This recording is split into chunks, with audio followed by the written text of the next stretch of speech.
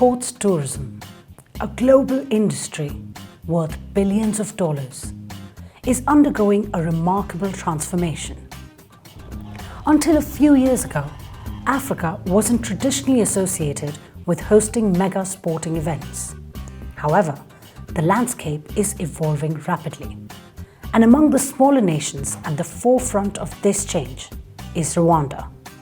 In a mere year and a half, Rwanda has successfully hosted an impressive array of prestigious events, including the Basketball Africa League, the Ironman, the Cyclist Championship Tour de Rwanda, the Giants of Africa, Women's Basketball Tournament, the Kigali International Marathon, and soon, the UCI World Championships. So why have these major sporting events chosen Rwanda, a small landlocked country situated in the heart of East Africa? Why Rwanda? Rwanda, we have what it requires. We have the right infrastructure. We are a country which is secure and safe. When people come in, when tourists come in for sports, they want to feel safe, they want to feel secure. So if you look into all of those aspects, safety, security, right infrastructure, ability of us, government and private sector, working together to pull up and have a world-class event, those are the fundamentals that make Rwanda a right partner to host an event at this caliber. Today, sports contributes about 15% of MICE. And MICE is one of the fastest growing segments of tourism. So it's really growing, it's 15%.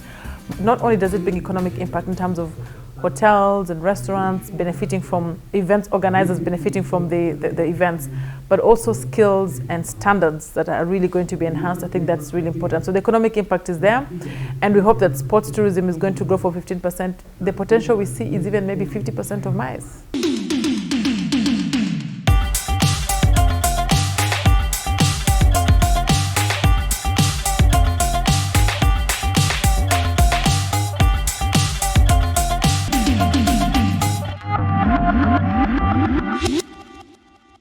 Rwanda's dedication to advancing its sports industry is evident through its extensive roster of sporting events, continuous infrastructure improvements, the establishment of school programs, and nationwide initiatives aimed at fostering a vibrant sports culture within the country. You can look at sport from three different angles. Angle number one being, social and all of these health benefits that come with the sports. So there, it's social and health, making sure that you have health people, because if your people are healthy and fit, it will also lead to health economy. So that's the social component of it. And then you have the second bit, which is sports competition. As a country, we want to keep being competitive. We want to get medals. We want to compete nationally and internationally. So as a country, we invest in sports to make sure that we keep developing the talent of our youth.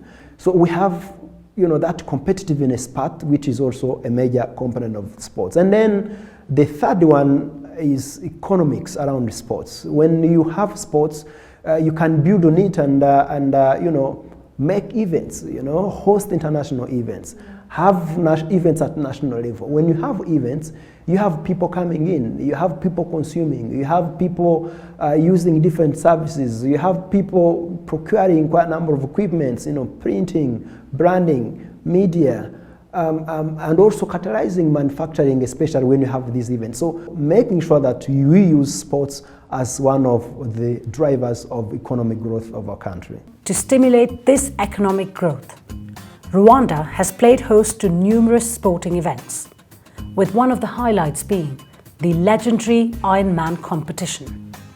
Well, we're very excited to be hosting Ironman 70.3 again for a second time here in Rubavu, one of our touristic cities in Rwanda. And we're really excited because the numbers have grown by 15% in terms of the athletes that are participating from more than 30 countries coming here to Rubavu. That is really exciting. Ironman is contributing to Rwanda becoming a home of sports. And that's something that we've really built to become a hub for organizing and hosting sports competitions. And having Ironman brings another type of competition, which is a triathlon. People are competing in swimming, cycling, and running. and it's an event which attracts athletes from different parts of the world. Now we have around 290 athletes from 36 countries, and we also have Rwandans competing. We have around 58 Rwandans participating, including our national team, which is composed by 20 athletes. So it's an international competition, so the significance of it to Rwanda is twofold. There is definitely the sports part, where it's an opportunity for our athletes to showcase their talents, but also an opportunity for them to qualify for the World Championship. The next year one will be happening in New Zealand. So the Rwandans are actually able to qualify to go to the World Championship, which for us was key. So it's important that we're harnessing, we're growing the talent, and we're building triathlon as a sport. It's a very niche sport, and it's something that we're really wanting to develop. We're incredibly happy with this year. I think much better than last year. Our numbers have increased, but also in terms of capacity that we have as locals, local Rwandans, we've been able to build the capacity. We're much better operation-wise, and the event, I think, has gone really well. And especially we've been working collaboratively with stakeholders who have been incredibly supportive. So super happy with how it's gone this year. Everybody thinks that an event like this just miraculously happens, but we spend a lot of planning, a lot of time. We've got a team here in Rwanda that are run through African Global Events Africa, and they're the ones that are key in putting the event together. We absolutely, from an Ironman perspective, add the support to them, and we want to make sure that we're parting expertise to our Rwandan counterparts to make sure that not just Ironman, but any global event, that they can put it onto international standard. This will be my third attempt at a 70.3. It feels like everything's been very well taken care of, and everything's very efficient. And so, I'm having a great experience with it so far. First time in Rwanda. It's a beautiful country. I'm so happy to be here. The weather here is absolutely beautiful. The race in total is 113 kilometers, 1900 meters swimming, which I did the race last year. Today was a little tougher than last year because it was windier, and so there was more chop or more waves. The cycling portion is 90 kilometers, which I think is the toughest portion because it's a lot of climbing, descending, and also very technical. So you need to constantly be alert that there's a turn coming up and you don't want to, shoot over and crash with your bike, but you want to go fast. So I think for that you really need to practice your handling skills. And Rwanda is the country of 1,000 hills, and I think in this course there is 1,000 hills. And I think that's what's making this Ironman very unique. It is not my first Ironman, but it is my first triathlon. I'm looking to the experience. It was exhilarating just riding around yesterday, so it's going to be, Yeah, I was collaborated in this year. We are going to make a good team, and we have a purpose for winning this race. Okay. I do it since 12 years, and my friend does it since 24 years. 24 years, wow. Yes. Wow. It's a long time. So, yeah. It's my second Ironman this year. First time in Africa. You guys have been tremendous. Our team has been fantastic. Everybody who's been out here has been so welcoming. Can't wait to come back here and train with you guys later on too. But time-wise, I just want to finish. This is a tough course. This is a tough course, and you guys have a lot of hills. So we're looking forward to it. Yeah, I'm feeling good. I'm very, very happy. The satisfaction of attendees further cemented the event's success. I think it exceeds all expectations for the second year. Ironman 70.3 Rwanda has just grown in stature. It's won the top international awards last year in terms of athlete surveys as one of the best rated events. And I think going forward, this is certainly going to grow. This growth has also expanded the spectrum of investment opportunities within Rwanda's sports sector. There are a number of investment opportunities in the sports sector. First of all, even just being here in Rubavu and looking at the numbers, we can see clearly that we need another hotel, at least one big hotel. And so that's already an opportunity right there for investors who want to take up this. But on sports specifically, we see more and more need for training. We need academies. to really support all the infrastructure and the hosting that we want. We want more and more Rwandans to have access to proper training so they can be competitive in the sports. So what we really want to see is private sector coming in to support what government is doing, building more facilities, building more training, building more entertainment and hotel sector, so hospitality can actually accompany the growth of sports in the country. I think investment in sports is the way to go.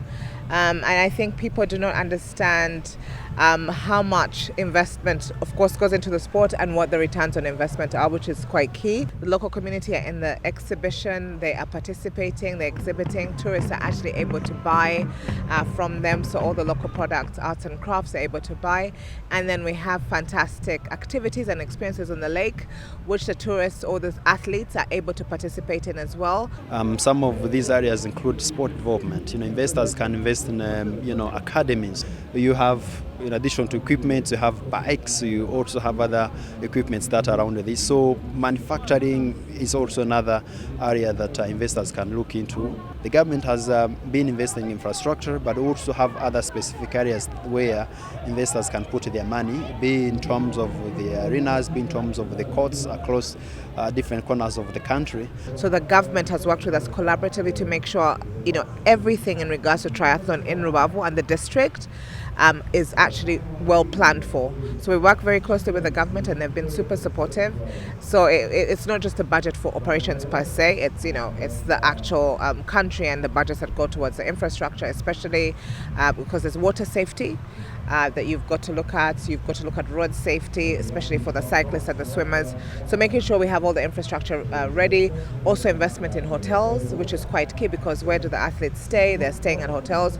So making sure the hotels are ready and they're prepared. So there's a lot that goes into it, but it's always worth the while. We have lots of foreigners who came in, who are contributing, to our tourism, and also who are, promoting our destination, Rwanda as a country of not only tourism but also for sports. The hotels, the people that are supplying food, the opportunities for jobs, a number of people are contributing to making this happen, from the Marines in the water to the volunteers to the ushers to the sports infrastructure people. There's a lot of opportunities that come because of Ironman being here. And for us, we like to take events outside Kigali, which is our capital city, and seeing this kind of event happening in another city outside the main capital city here in Rubavu really helps to also build economies across the country, and that's something that we really want to do. I think, going forward, this event is going to grow in legs, and more and more people will come and visit here in Rubavu, and this will be one of those events that people want to put on their checklist. Yes, I would love to come back next year. I would absolutely encourage my friends to come out here. Rwanda is beautiful and with amazing people, very friendly, very safe. It's really, really nice to be here in your wonderful country, and it's sure that we will come back. Yeah. Athletes from abroad, from Europe, maybe from the US, will hear about Rwanda and the Ironman that Rwanda has. So in that sense, it puts a place on the map. These types of events contribute to that. And I think one of the things that is really challenging for athletes that want to get into this sport in Africa is that there's so few racing opportunities. And it's just unique that we now finally have an Ironman organized event in East Africa, because before Ironman Rwanda, there was no opportunity for East African athletes, to race. They would have to go to South Africa or to Europe, which is super expensive. And then there's the visa issues, which are really challenging. So I feel we need more of these types of events in East Africa. In 2021, Rwanda took on the pivotal role of becoming the founding partner and host of the Basketball Africa League. Basketball Africa League is a partnership between the NBA and FIBA. How the Basketball Africa League is different is that it is a league that is created right here to serve Africa. It is designed to grow the entire basketball ecosystem, and also we want to be the anchor of a robust sports business infrastructure and industry in Africa. I think with Rwanda, we found a very positive partnership between the Ministry of Sports, the Ministry of Education, the Basketball Federation, and the schools to allow us to move quickly to do this kind of a refurbishment. And so we're really pleased to do it in Rwanda because it is a country that is committed to growing the game of basketball. We do a number of other activities here, including our professional league, the Basketball Africa League. We've been running a junior NBA program here since 2018, which now has reached more than 70,000 youth in the country. And so there's actually been a history of working together with Rwanda to help develop the game of basketball. The first edition of the Basketball Africa League was held at the BK Arena over the course of a week, coinciding with the world's emergence from a global pandemic. The substantial turnout of spectators at the tournament reinforced what the Rwanda Development Board had identified as a promising and enduring investment opportunity for the future. The partnership with the Rwanda Development Board, which was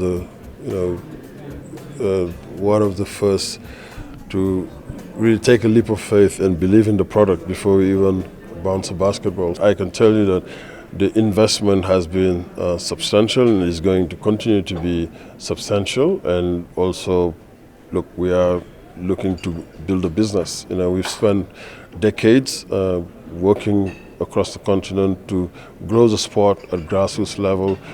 We invested in camps and building courts all across to identifying talent and developing this talent. So now with this league, we're creating a platform where this talent can be showcased, and in the process, build an economy around basketball. So the investment is going to continue to be substantial, and this is why we continue to work to attract partners like RDB and others to invest alongside us to create synergies and also mutually beneficial relationships.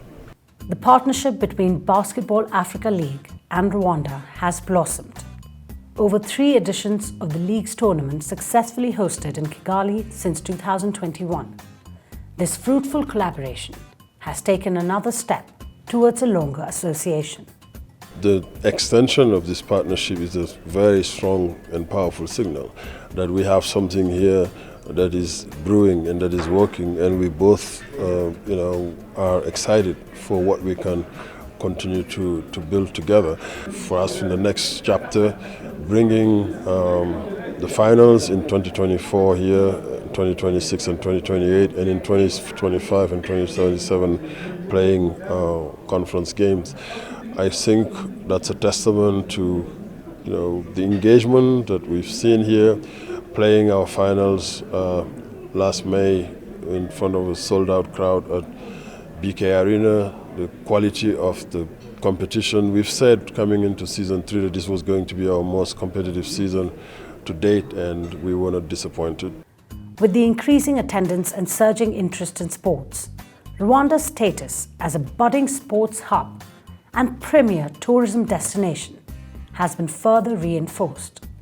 You look at the number of people that come here in Kigali every May, that Kigali has become a destination. That's what we're looking to build on. So I think creating a professional environment where the sports industry can contribute to the GDPs of our countries across Africa has been one of the goals in setting up the Basketball Africa League. We see it as an economic growth engine. We have been focusing on sports tourism for a couple of years now.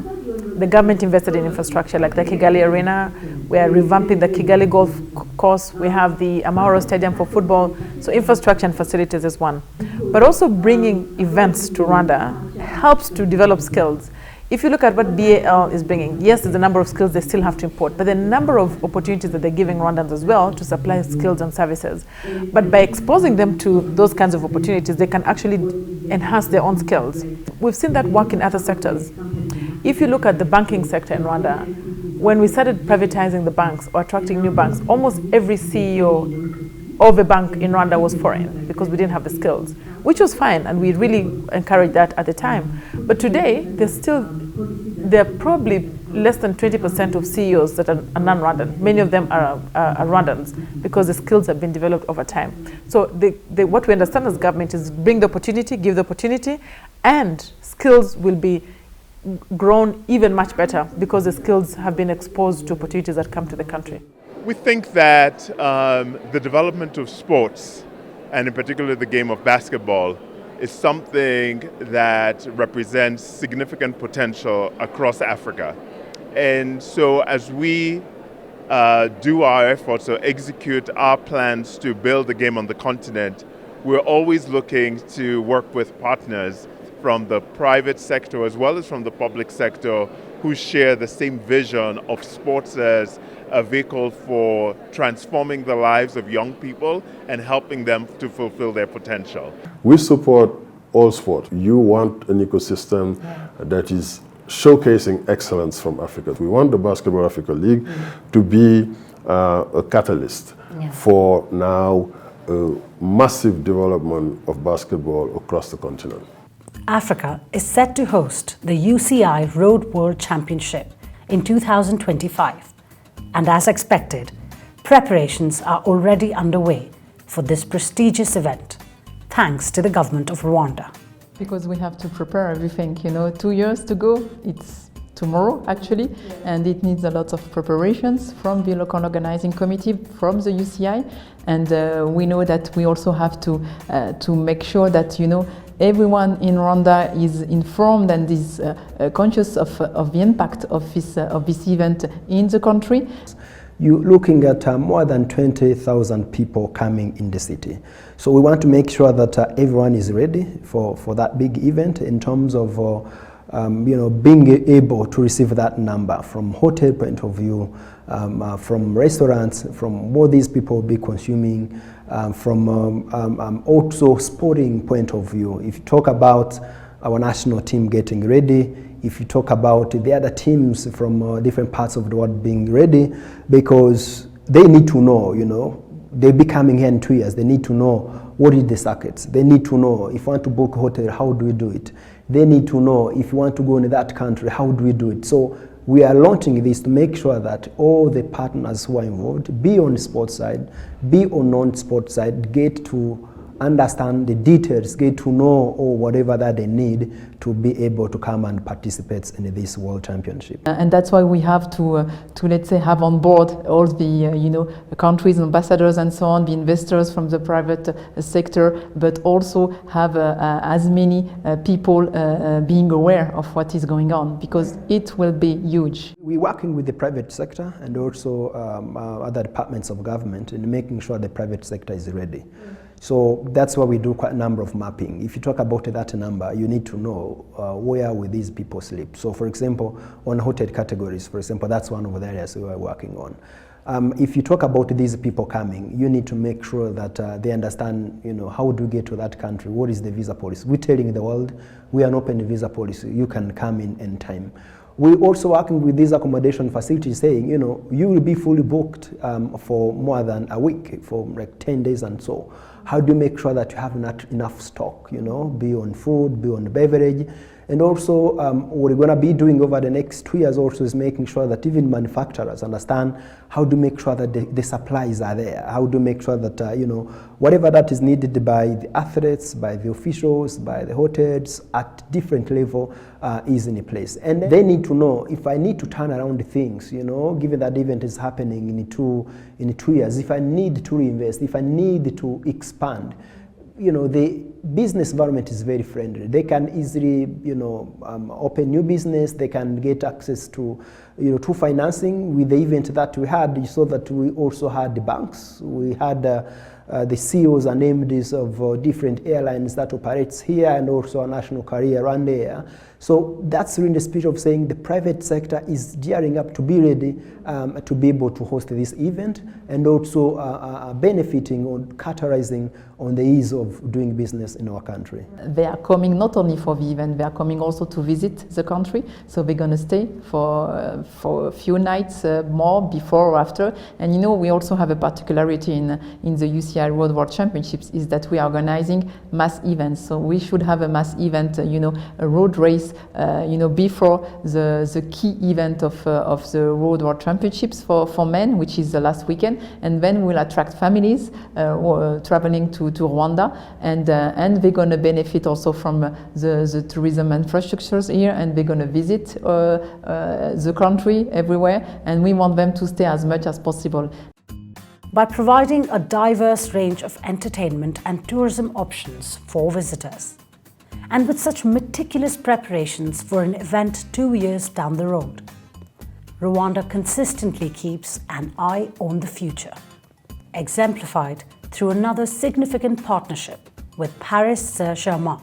Yes, we're bringing attention to Rwanda because we visit Rwanda, but we're also using a partnership with PSG to promote more arrivals from France, but also other parts of Europe, or even fans that follow PSG from all over the world.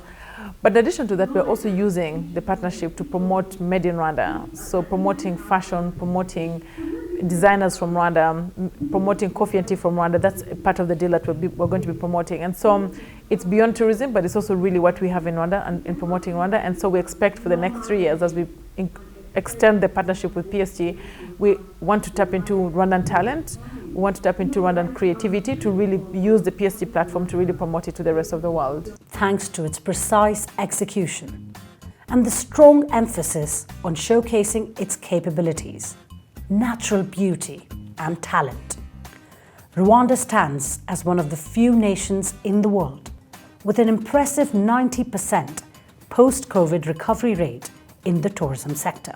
By 2022, our recovery rate for tourism was 90%. If you look at the recovery rate globally, the average is 65%, according to the World Tourism Organization.